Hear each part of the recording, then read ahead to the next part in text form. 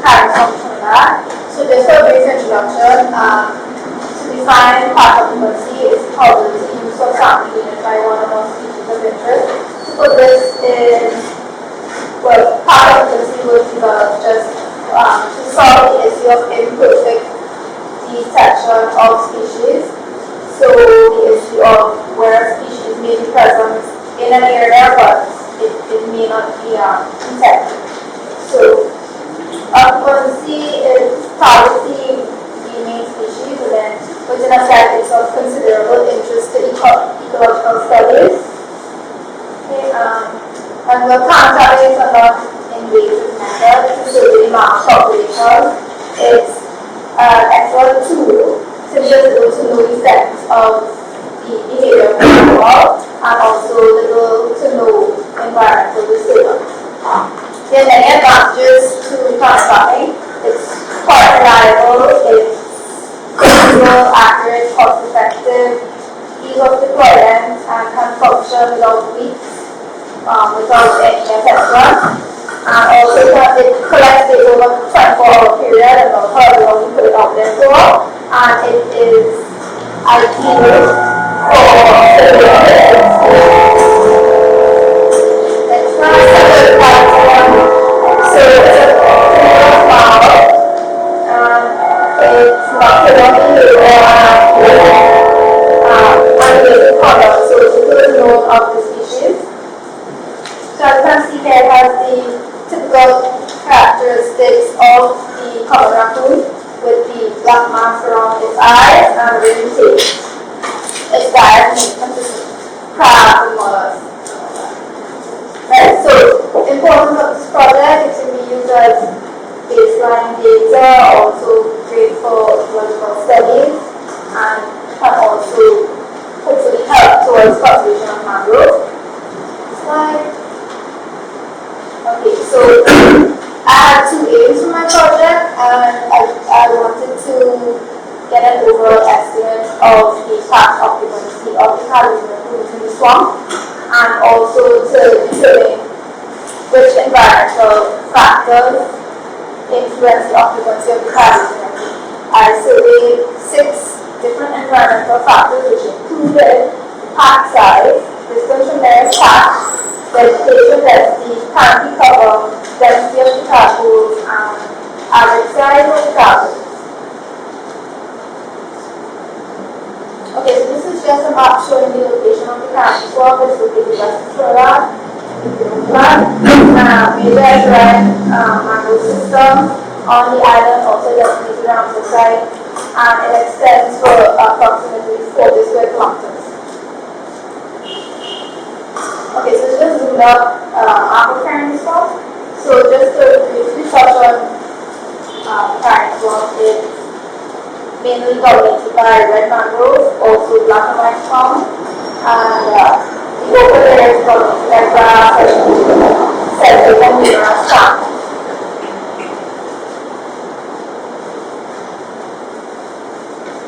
Okay, so for my latest collection, I carried out from September to November 2014. And I used random size vectors using ArcGIS, random solution point command software, and also to ensure that I got a wide range of the pack sizes, I stratified them into the various ranges. So in total, I had 11 small, 9 medium, and 12 large. So this is just the camera that I used. I had 8 cameras in total. It has night vision, low code, high output, and it has a range of 16 feet. Typical use 12 double batteries, SD-card storage. Okay, so for each camera, I deployed at 8 random sites over a 2-week period. So 1 camera per set. I secured them, as you can see here, I secured it to the mangrove trees using a drill. And the height that I put it at was high enough so when it's high on the camera won't get wet. And also to maximize the view of the area so I can capture these species. The camera was a high resolution setting and it captured 3 photographs when triggered and 37 did.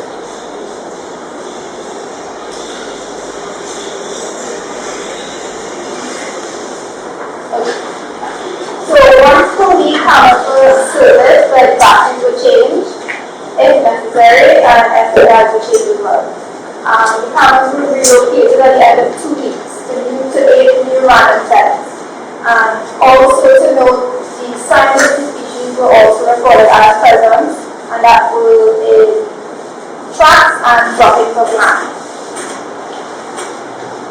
Okay, so total of 2 sites were surveyed, and as you can see here, in red, those were the 2 sites that were marked them in the GPS unit. For this one, 2 sites one thing? no. Oh, there's so many cameras here? And 8. Oh. So over the period, yes. So to the end. Yeah? Okay. So for the environmental survey, for to determine vegetation density, I used the point-centered quarter method. These were the equipment that I used to determine it, and the camera was the center point for this method. Alright. Also for the bottom, which is the number 5 Baboolal, and the size of the Tobago, I used a 1 meter quarter, and I just measured it with a ruler to get the size. This was repeated 3 times to get an average, and also times what I was using is spherical lithium. For patch size and distance from nearest patch, I just use ArcGIS to calculate that. So for the data analysis, I use the program presence, and this will determine the occupancy and which environmental factors or covariates that influence the occupancy of the carbon machine. So for the detection history, it's simple as 0 will represent absence, or 1 will represent presence, and a dash will represent there was no data, missing data, basically. And for the models, I use the Keys information criteria, and this is simply a method where it compares each model upon a relative distance from some unknown truth. Yeah. So for my results, you see here, the 7 totals I mentioned before, and I had 14 total presents, and 6 of the 14 were sightings using the camera trap, and 5 were from the camera trap, and 1 was the actual sighting. And then for 8 locations, the presence were determined by tracks and droppings of the target species, and I had 18 no detection. Right.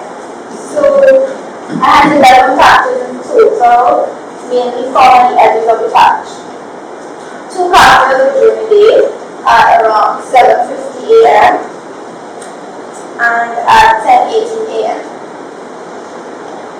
With a young one. These 2 sizes, they were in the day, they were at the same location in fact. So, if you can see the picture carefully, it's not the best quality photo. This was an actual sighting of 2 pregnant raccoons. They were sleeping in a tree. They had no idea I was there. If you look carefully to see the edge of the other side, so you can see 2. Yeah. And they were spotted twice on 2 different occasions. I saw them. The second time, however, they ran away. Because they told me. Okay, next one. Right. So I had 9 sightings at night at 4 different sites. Well, they were predominantly captured at night. Next one. So roughly between the hours of 9 p.m. to around 5 in the morning, they will sleep pretty active. If you look carefully, you can see some practical raccoon tracks. So at 6 sites, well, 8 sites will be signs of the raccoon, and 6 of those were tracks with raccoon tracks, and 2 sites were raccoon dropping. Okay, so next. Okay. So get into more technical stuff. So the naive occupancy estimate is basically the proportion of sites that were surveyed where the species was detected at least once. And for both sizes and sizes of the target species were used to calculate the occupancy estimate. So as you can see here, I got a 44% occupancy of Caroni Swamp in the Caroni Swamp. Okay, so the first table at the top, you'll see highlighted in blue. This table basically shows or confirms that the model which performed best was the model that included the environmental factors. So this basically confirms that environmental factors do play a role in the occupancy of the Caroni. In the table below, the second table, it showed that the best single model was pack size. That mainly influenced the occupancy of the Caroni. And then from this point on, I started to add more and more queries to the top graph model on the top there until I finally got a result of the best model. The best model showed that 4 covariates, 4 environmental factors played a role. Yes, it affected the occupancy of the Caroni. So the 4 covariates were pack size, the number of tadpoles, the distance from the nearest patch, and also the size of the tadpoles influenced. Okay, so to simply explain this table, if anyone here, a researcher, anyone wanted to go find a raccoon, basically, if you found an area that fell within these 4 ranges, the environmental factors fell within these ranges, you will have 100% occupancy or detection of a Caroni raccoon. So once you start to go outside, well, below these ranges, then your chances of finding a raccoon will drop. So the current. Yeah. So of course, with everything has limitations. There's a limited time to carry out the research. It's hard in the wet season, which shows very difficult to find on mangrove. The habitat, I did have a habitat malfunction,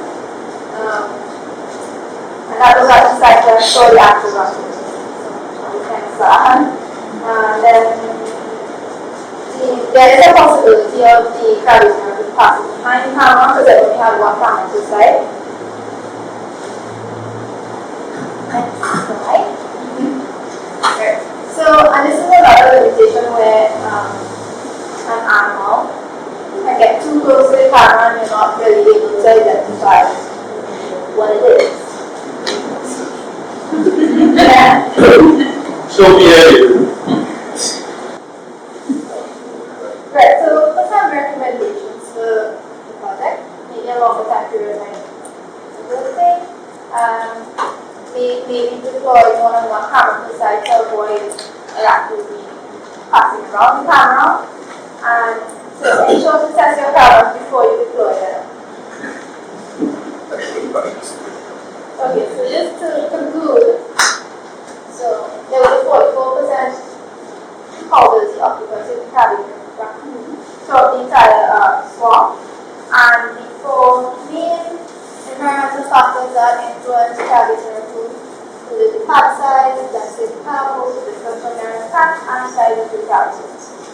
Also there was a study by O'Connell, and he also showed 10 species that they concluded that local environmental factors could play a role in the occupancy of species. Here are just some references to this regard. People that would like to farm, and the MSC report.